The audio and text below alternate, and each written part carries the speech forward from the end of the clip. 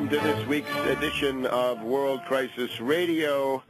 This is Webster Tarpley in Washington, D.C. reporting. We have a very busy program today. We want to call your attention to a number of very important themes. First of all, we'll be talking later in the program about the CIA British-backed Jundullah terror attacks in Iran this past weekend, almost a week ago now. And if you go to the Russia Today website, the 24-hour cable news service of the Russian government, you will see an interview with yours truly documenting the CIA MI6 support for the Iranian or Baluchistan Sunni terrorist organization Jundullah, which is an integral part of the Brzezinski microstates and mini-states strategy. Independent Baluchistan would carve Afghanistan, carve Pakistan, and carve Iran, the breakup of these countries on the agenda, at the top of the agenda. So get that story from me at Russia Today. You can find that at the Russia Today website. Look in under Tarpley. I think they put a headline on it about Al-Qaeda, because in the course of this interview, I referred to Robert Gates, the current boss of the Pentagon, as one of the founders of Al-Qaeda, which he certainly was in his capacity as deputy director of the CIA. So there's one thing to look at. Another thing, Alex Jones' important new documentary, The Fall of the Republic, the Presidency of Barack H. Obama. This is just released yesterday. I had the honor of being with Alex on his show as he was doing the countdown to the release of this important new documentary. I'll be looking at it and give you more details about it next week. But in the meantime, you can get that from Infowars.com, PrisonPlanet.com, The Fall of the Republic. You want to buy copies, and within the limits of the policy that Alex has, make copies, distribute them, get it out, get it on the scoreboard. Certainly the Obama Deception, released back in May of this year, was a turning point in breaking the Obama magic, breaking the hysteria, breaking the media lockstep, and opening up spaces for constructive resistance against Obama. And, of course, most resistance against Obama tends to be constructive, at least if it blocks these nefarious initiatives coming from the Obama regime. We've also got, and I'll be talking to you about this a little bit later, a 5-point program on 2 pages. It's suitable for mass leaflet use. It's in the final stages of editing. I'm going to give you the main points of this. 30 million productive jobs, 30 million new productive jobs for the United States to rebuild infrastructure, rebuild industry and agriculture, the program to end the economic depression here and by implication worldwide. Strong international element in it, but it starts right here with 30 million well-paid productive jobs, union wages, not minimum wage garbage, but living wage jobs under the Davis-Bacon Act, so you get full union pay scales no matter where you are. So that's coming up later on in the program. But now let's turn to something that we've been talking about for a couple of weeks.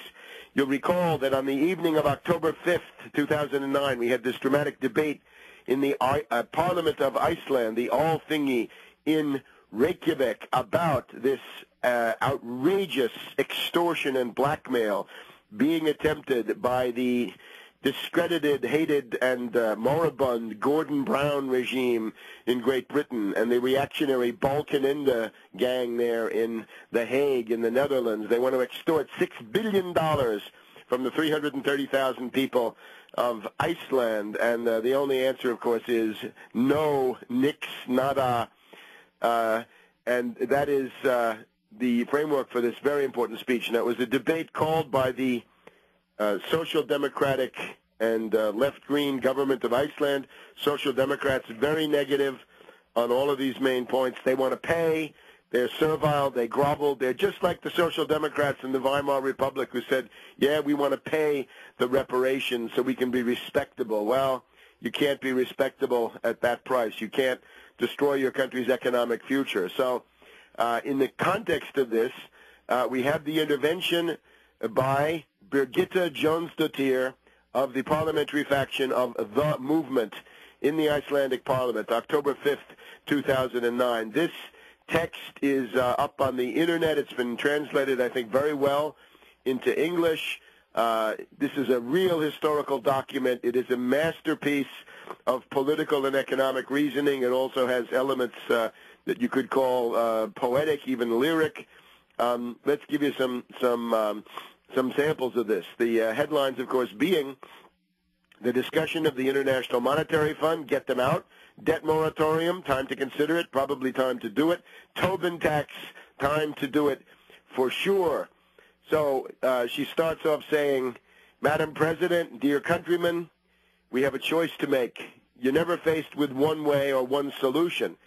To assert that is a testimony to the incredible tunnel vision on the reality that we live in. We are far from being the first and only nation that has had to deal with crisis and economic collapse. Perhaps what makes our position unique is that we are in an economic war, a war with nations that are using their positions of power to get what they want. Does that mean that all other avenues are closed? Are there perhaps other possibilities than chaining us to the burdens of foreign debt far into the future? And she says, it certainly makes sense to lower our interest rate payments as soon as possible. But is there another way? Why can't we look at, or at least discuss, the possible solution of declaring a debt moratorium?